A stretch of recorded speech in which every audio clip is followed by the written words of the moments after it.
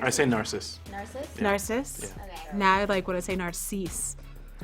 Even within my own family, people say it both ways. But it's making me think of Lord Narcisse on the show Reign. Yeah, I remember it. It was like this medieval. Yeah, it was This on would be about Mary, channel- Queen of Scots. It's Yeah. on CW. It's all Yeah. you need to know. I remember. Yeah. Love it.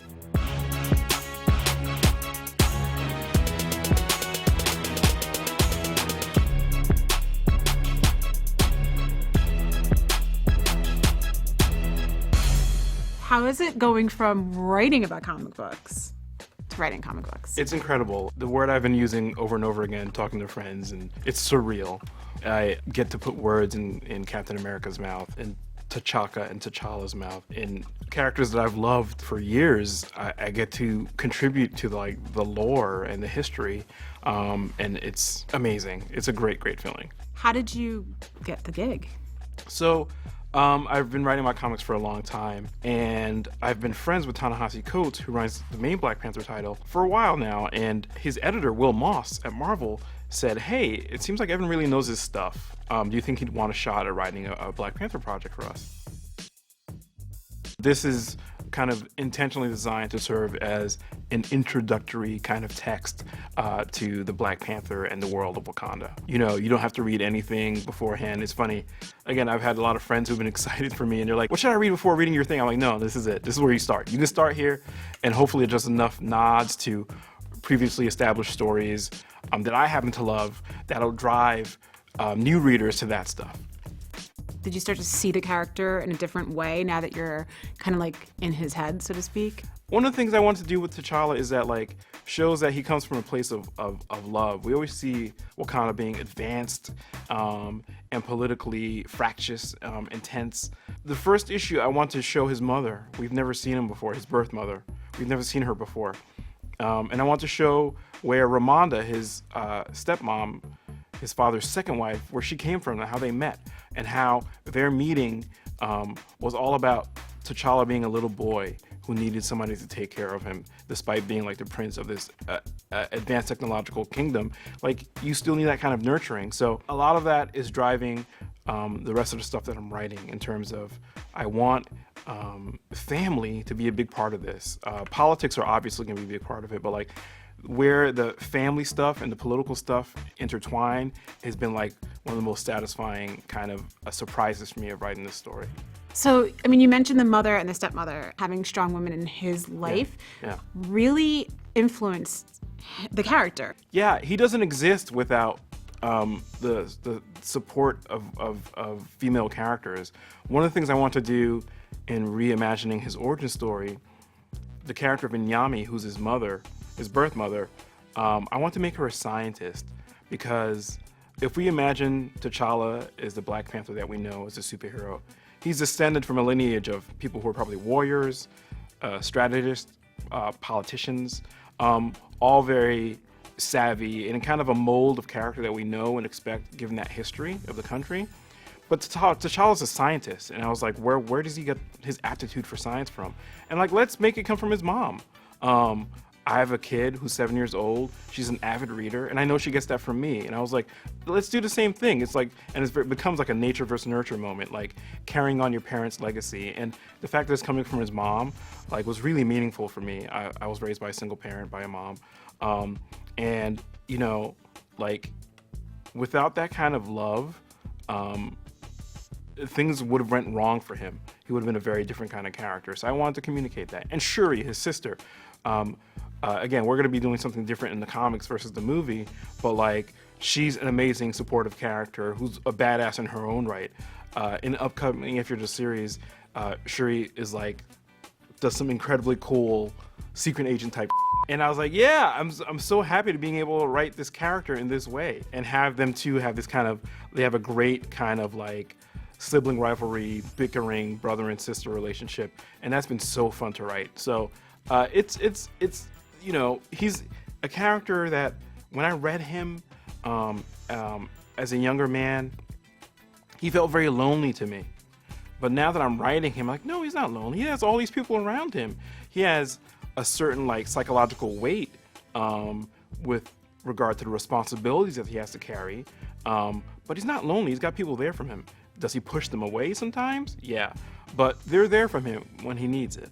I want you to talk a bit about how important this character and just seeing more characters of color that are more representative, that are going to reflect not just yourself, but also mean something to your daughter, to her friends and whatnot. I mean, T'Challa has always been my favorite superhero as a Black Panther.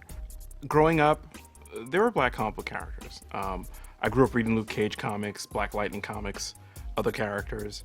But you know, my early reading experiences when encountering Black characters, a lot of them seemed driven by stereotypes, right? The creative class in comics was predominantly white then, and I felt like they didn't have real Black people to kind of model their characters off of. Like, there wasn't enough proximity to, like, you know, actual Black folks. So they fell off to me. T'Challa was the first character who didn't feel off, where, like, he wasn't loudmouth or hot-tempered. He was intelligent and had the weight of all this responsibility on him. He felt resonant to me. He felt familiar to me in a way that some of the other characters didn't. And so I know firsthand how important that stuff is to see yourself reflected on the page in a way where it doesn't feel like you're being pandered to or taken for granted. And this particular moment that we're about to have with the Black Panther movie is so meaningful because when you think about the way colorism works in Hollywood, you know, skin tones that are closer to white being seen as more valuable or getting more opportunities. You know, Lupita Nyong'o is a dark-skinned woman who's beautiful, but she's the kind of person where you feel like there must have been moments in her career where her skin tone stopped her from getting roles. This is a movie where that doesn't happen. This is a movie that's going to be as Black as hell from front to back, and I love it. It feels like it's not going to have to explain its creative decisions in that way and what they focus on, and I think that's great. And you know, the Black women in this movie I think are going to steal the show, whether it's Angela Bassett or Lupita Nyong'o or Danai Gurira. I cannot wait to see these characters in action. The Dora Milaje, who are the kind of elite fighting force that's all women. Like, everything I've seen in the trailers has been extremely exciting to me. My son, it is your time. Show me my respect and bow down. And you know, like, we get to see there's probably gonna be a love story. There's gonna be action scenes, of course. There's gonna be political intrigue and scenes that require intelligence and empathy and stuff.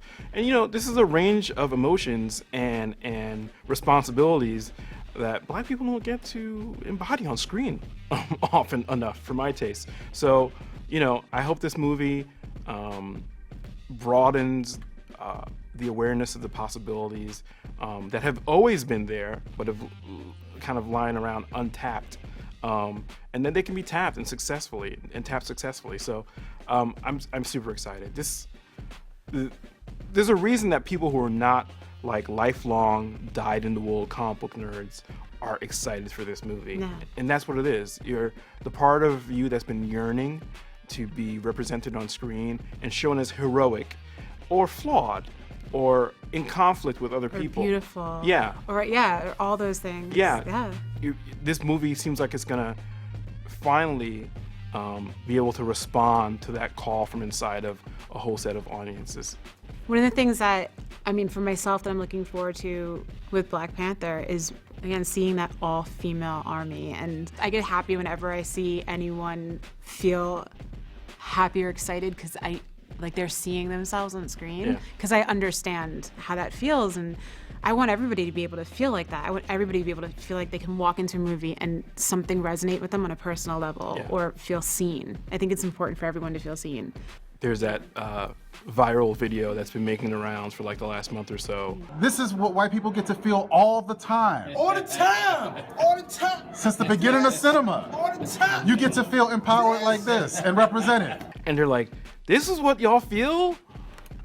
White folks every day? Yeah. Every movie? Where you just know you're gonna be there? You know, I can't tell you the amount of genre fiction I've read or watched where you're like, what are y'all gonna do with a Black character? What are y'all gonna do with the black man, with the black woman? You know, and movies I've loved, still have had that little, you know, flaw in the construction with how, you know, a black character's arc gets executed. And the problem is one of, I feel like, saturation and numbers, right? If you got one black face in the screen in your movie, everything that they do is going to have greater import, right? Positive or negative. It doesn't take a lot to scale up, you know, just from a sheer head count kind of perspective. It doesn't take a lot to scale up and then diffuse that potential volatility or explosiveness of you having a character do something that services the character arc or the plot, but because the character is black, it's like, oh well, great. So he's got to die, and it's got to be the black guy because somebody has to die because it's a monster movie and stuff like that. So it's like, you know, if there's more than one blackface in your production, problem solved. Not necessarily completely, right, but like it's a way to kind of attack the problem systemically, and you know, earn you some goodwill too. Like just hearing and knowing that anybody would walk around not knowing that feeling. Yeah, I mean, that's just a lot. Not to sound corny, but privilege is a hell of a thing. It right? is. It's yeah. like, you know, and the same thing for me. Like, I'm sitting here talking about how awesome it's going to be to see dark-skinned black women front and center in this movie. I'm not a dark-skinned black woman. I have family who are, and I've seen firsthand what it's like to doubt your value because of the way you look, or the way you think people might think about the way you look, or the larger messages that society sends to you if you don't fit within a certain paradigm. And it's incredibly painful. And the idea that this movie, that these comics could alleviate some of that pain is a powerful thing.